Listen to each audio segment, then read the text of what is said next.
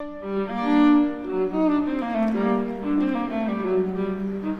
vache, des dizaines, des centaines, ce sont elles l'essence du curé nantais.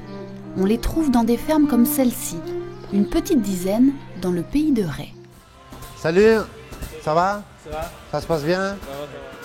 Chaque jour, Georges Parola et son équipe viennent récolter le lait à la source. Dans le temps, ce qui se passait, c'est qu'on ne savait pas comment conserver le lait. Et on le fabriquait, on le traitait aussitôt à la traite. Et nous, on travaille en lait cru. Et la meilleure manière de travailler le lait cru, c'est de le travailler aussitôt à la traite. 1110 litres de lait. Tous les matins, 8000 litres de lait frais partent ainsi à quelques kilomètres de là, à Pornic, dans la fromagerie de Georges Parola.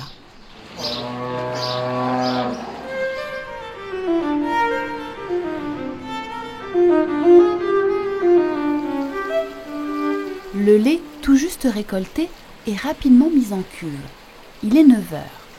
Frédéric le fromager a déjà commencé la fabrication. Je suis en fin de brassage.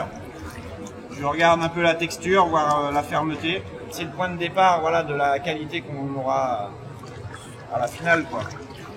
Là, si on rate le démarrage, après, on pourra faire ce qu'on veut, on n'arrivera pas à récupérer le produit. Une fois caillé, le lait est mis en moule. Tout cela prend une petite heure dans le plus grand respect de la tradition, malgré l'aspect moderne des installations. Le travail en fromagerie est quand même dur et on a voulu simplifier le moulage qui était la partie la plus importante. Mais ça reste vraiment pour moi une fabrication artisanale. Tant qu'on sera au lait cru de cette manière-là, pour nous on sera encore dans l'artisanat. Car le curé nantais est une question de tradition ligérienne. Il naît à Saint-Julien-de-Concelles quand un paysan du pays, M. Hiver, rencontre un curé de passage. C'était en 1880. J'ai quelques photos où on voit un petit peu la fameuse famille, les descendants à Pierre Hiver, sa fille, sa petite-fille Denise et son arrière-petite-fille. Et un jour, Denise, elle me dit « je pense que je vais arrêter ». Et c'est comme ça que de fil en aiguille, je travaille avec elle un petit peu, je reste un an à Saint-Julien-de-Concelles, je les aide, tout ça, jusqu'au jour où je reprends la petite fromagerie, le curé nantais. Même s'ils ne sont pas faits aujourd'hui vraiment à Nantes, ça reste quand même partie du patrimoine, aujourd'hui du patrimoine nantais. L'année dernière, on a vendu 200 tonnes de fromage.